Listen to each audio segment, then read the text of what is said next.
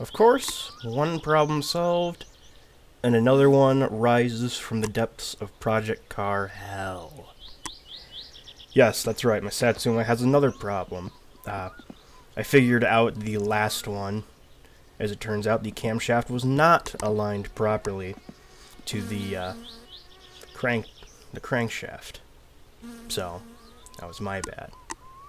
But as soon as that happened, another problem arose. And of course, as always, we're gonna jump into here. We're gonna go for a little drive, because thankfully you can actually drive now. Or I can actually drive.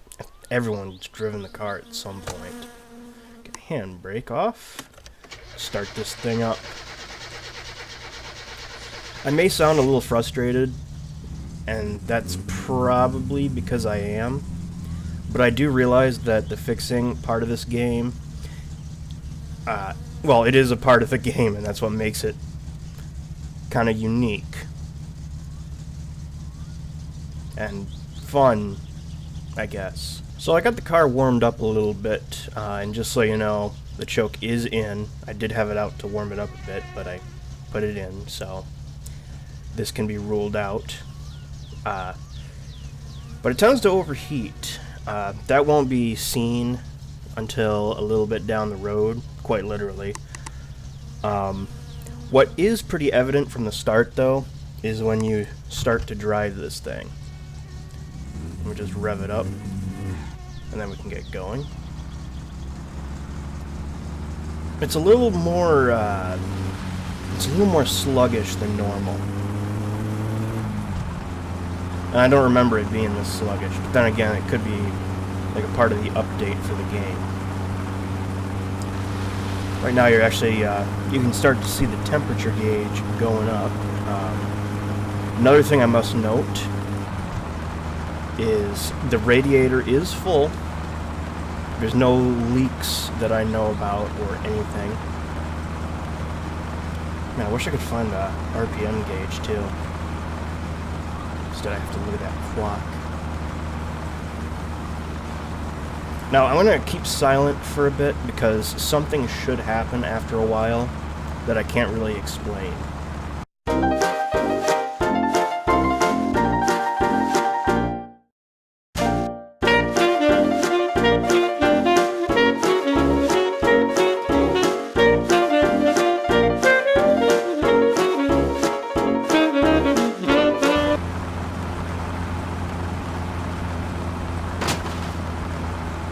That sound right there, I have no idea what that is.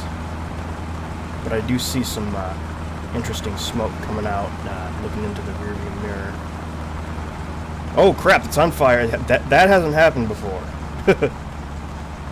Oh crap, and it's losing power. Yeah, it's losing power. Okay then. Just pull over to the side.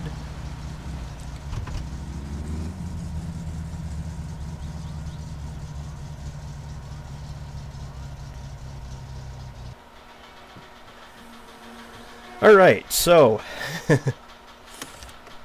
there's that popping noise, which I have no idea what it is, and the last time this happened to me, I went down the road to see if anything fell off of the car, and nothing seemed to fall off of the car. And of course the oil light came on, so that makes me think that maybe one of the screws, or actually the one screw, is not tightened. I think some people would call it a sump plug or something. But then again, it's another thing that I'm pretty sure I did. But then again, my memory has failed me since the last time something went wrong with this car. So, as I said before, the radiator is definitely full, and it should be circulating all throughout the engine to cool it down, but it still seems to overheat.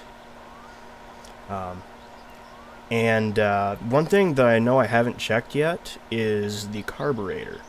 I have not checked to see if the air-to-fuel mixture was good or not. So that might also contribute to the overheating. Heck, that popping noise is probably something to do with overheating too. I'm not entirely sure. Yeah. So it's either that or maybe the oil leaked and something broke. I'm not entirely sure. So yeah, once again, if you have any suggestions of what to do, absolutely feel free to leave some. This is the car that keeps on giving.